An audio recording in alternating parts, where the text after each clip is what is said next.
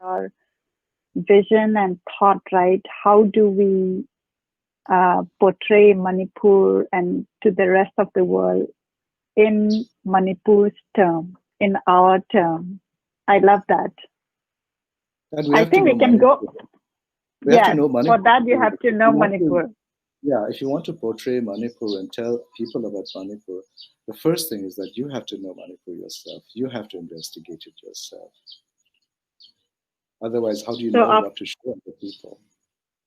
right, right. And many of us, who have gone out, like, we are Manipuri, we are Meitei, but, there are a lot of things we don't know. That's right. And even here, I hang out with a lot of younger people around here. Uh, Many people have lost touch with many things I've discovered. Many young people who are now enjoying The Princess and the Political Agent. It went into second printing yesterday, by the way. It was sold out, the first Yeah. printing. Oh, yeah. Yeah, so it is actually, if you go to Oh, Amazon, that is it's great news. wonderful news. So the printing, like the paper print in Manipur, it's sold out.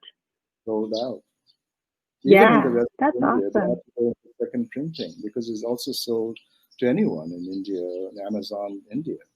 Um, so, so that speaks to a new popularization and a new framing and presentation of Binodini now in the minds of younger people who don't know her. I mean, she died almost 10 years ago now, and who have not read her work, or for whatever reason, either they didn't read Manipuri's the Bangla script so well, or that they Right. only read Mayek, or they kind of spent most of the time outside Manipur and more comfortable in English and or other languages.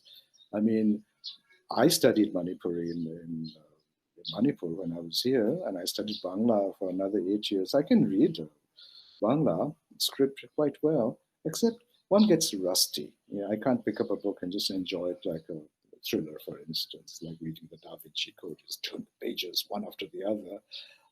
So one labors a little bit because one becomes rusty because you're not used to reading it so quickly. But yeah, you know, so Binodini now has especially among young women, a huge following on Manipur. That somehow there was this Yes, of course. Manipuri woman who did all this has been a source of great inspiration and pride for them. And I'm very happy to have been part of that process. Yeah, definitely. Right. I mean, all of us, we look for inspiration, and at her time, like, the words, what she had written, strength and courage and speaking up, like it reflects in the stories, what she has written. So when did you start the translation? And if you can share, a little bit about your experience throughout the Well, work. this particular translation, I started about 2 years ago. I named the book The Princess and the Political Agent, decades ago. I've been meaning to translate this, and my mother wanted me to translate it. And she said that some people had approached her, and she was always very careful about who she agreed to in terms of writing about her work or adapting her work or in her translation. There have been writers in Bangla, in Assamese, in Hindi, and people who have approached her at various points saying, "Can we translate?" And she's always turned them down. Even adaptations of her work, she was very, very professional as a writer. She won't even tell me many things about Sanatombi, what is fiction and what is historical. He I said, see. no, this is not something I'm going to share. Of course, I can divine a few things from the conversations because I was involved in publishing the first edition in 1976.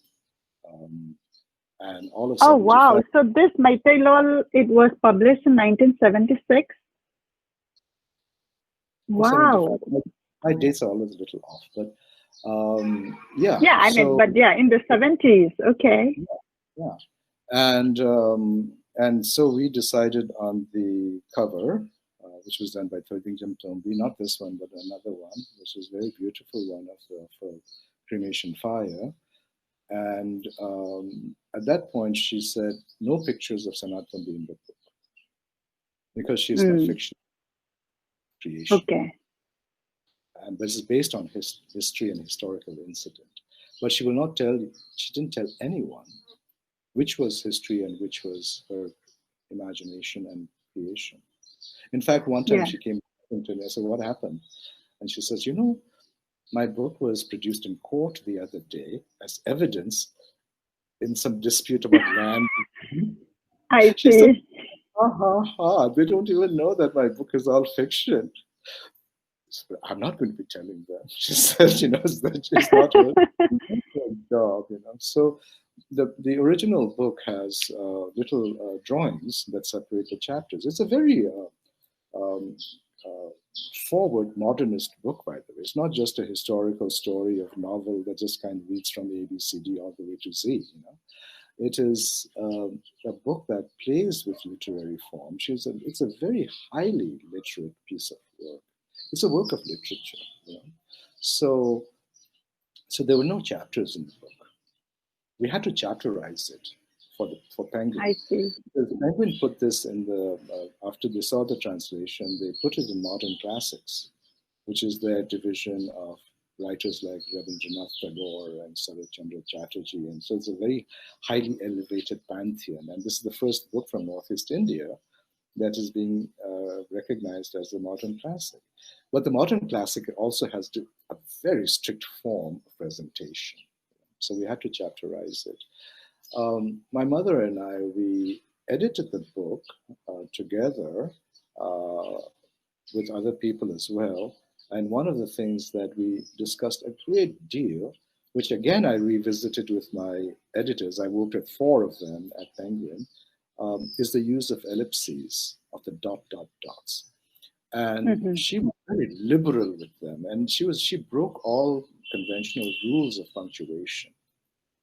And my argument to Penguin is that it's a style, and they're saying no, but in English you can't do this.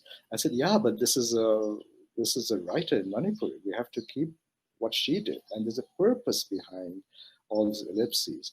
I did tell my mother, you over here you're going a little too far by putting 15 dots. Can we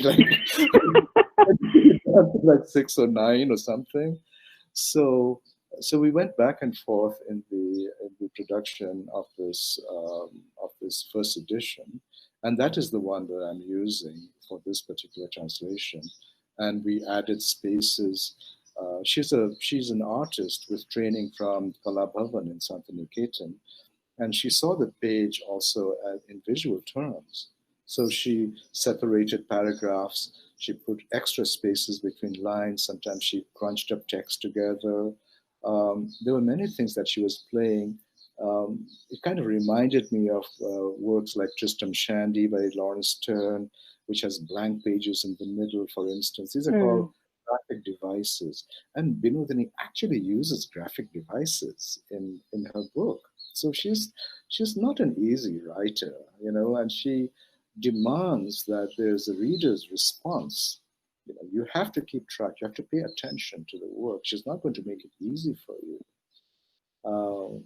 My favorite example that I said to someone the other day, which I can share with you, is that the first mention of Kongjom Lan, the Battle of Kongjom, in this book, Princess and the Political Agent, is when Sanatombi is lying pretty much during her last days, and she's delirious from a fever, and she hears guns celebrating the start of the procession of Bor going to Hyantang from the palace. All the princesses are all dressed up like she used to. And she's startled by the sound of gunfire, and she thinks that war has come. She thought the British were firing at them again. She was thinking about 1891. And she says, go get my uncle, go, run. She was raving, thinking that the war had come. And so the introduction of Kongjom Lan ends there. There's nothing more said about it until another couple of chapters of Kongjom Lan. So to go to jump forward to Kongjom Lan, to the Battle of Kongjom, or the Anglo-Manipuri War of 1891, she actually goes back into memory of the main character.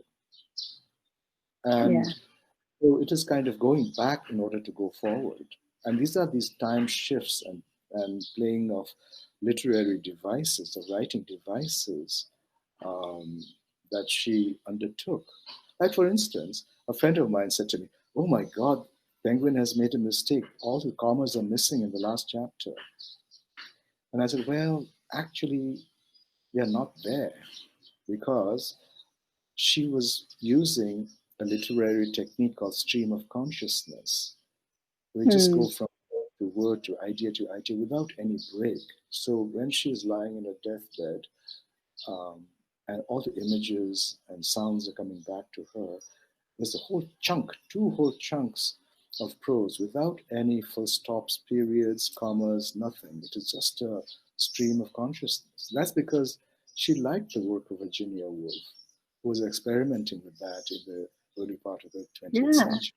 So, and that was also, interestingly, no one has mentioned this in various reviews and little reviews that have been coming out so far. That was also juxtaposed with Aribalone. So, in the middle of this, there is the song sung by the Pena player in Kanglai Thokpa, in the Kanglai Lai Harauba in Manipur, when when the king Nopok Ningthau is going in search of his bride and his love, and she says, "Isano ukidereko Isano," and this is a beautiful Pena ballad that she juxtaposed between these two texts of Virginia Woolf style stream of consciousness technique. She's an amazing writer. That's awesome. She's ballads and stream of consciousness in the same chapter. Yeah, stream of consciousness. I like that. I like the way you put it. Actually, a literary term in criticism. Yeah.